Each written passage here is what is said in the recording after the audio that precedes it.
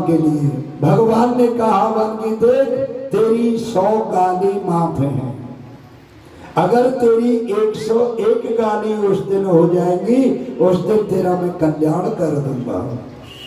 भगवान श्री कृष्ण ने इस प्रकार से जब आगे कहा, परंतु शिशुपाल ने क्या किया, वहां पांडवों के यहाँ भगवान को गाली देता रहा देता रहा देता रहा।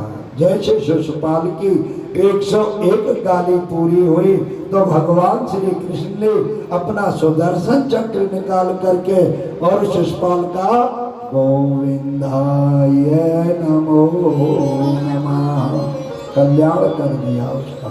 जितने भी जो थे ना, ये सब इनकी जो शक्ति थी भगवान में विलीन हो गई। इसके बाद में श्री कृष्ण भगवान भीम को लेकर के एक बार जरासंध जी के पास में गए और उससे मल्ल युद्ध करने की इच्छा प्रकट करने लगे।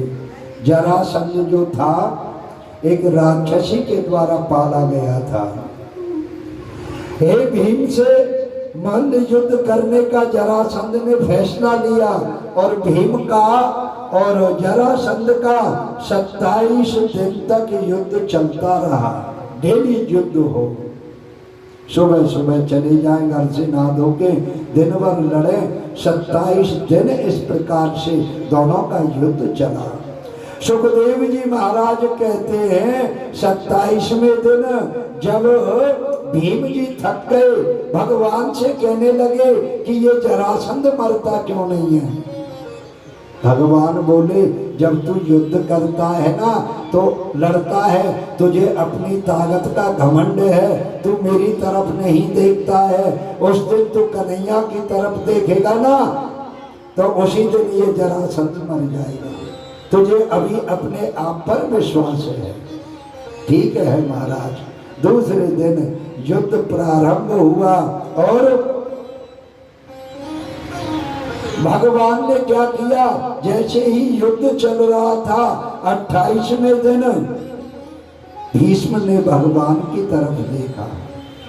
भगवान ने क्या किया, एक तिनका लिया और तिनके को लेकर के जो दाहिनी हाथ का तिनका था उसको चीड़ करके 2 कर दिए और दाहिनी हाथ का बाईं तरफ फेंक दिया और बाईं हाथ का दाहिनी तरफ फेंक दिया। भीम जी समझने में भीम को देर नहीं लगी और तत्काल भीम जी समझ गए और भीम जी ने क्या किया, एक पैर से उसके पैर पर पैर रखा, दूसरे पैर से उसके दूसरे पैर पर पैर रखा और उसको पकड़ करके बीच में से चीर दिया। चीर करके जैसे ही भगवान ने इशारा किया, इधर का इधर फेंक दिया, उधर का इधर फेंक दिया और जरासंध का कल्याण किया। गोविंदाय नमो नमः। और जरासंध की शक्ति निकल करके ऐसी दिव्य शक्ति निकली, वो भगवान में लीन हो गई।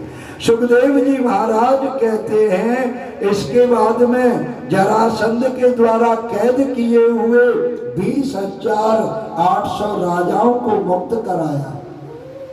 इतना बलशाली था, उसको वरदान था राक्षसी का, तू सुख्यारा सा किसी के द्वारा मरेगा नहीं। उसने क्या है 20,108 राजाओं को अपनी कारागाह में कैद किया हुआ था। इधर में अपने मित्र शिशुपाल की जब मृत्यु का समाचार सुना, पांडवों के यहाँ मारा था ना शिशुपाल, उसका एक मित्र था दंतवक्र। उसने समाचार सुना कि मेरे जो मित्र शिशुपाल को भगवान ने कृष्ण ने मार दिया है, भगवान से युद्ध करने लगा और भगवान पर जोरदारी से उसने गधा का प्रहार किया।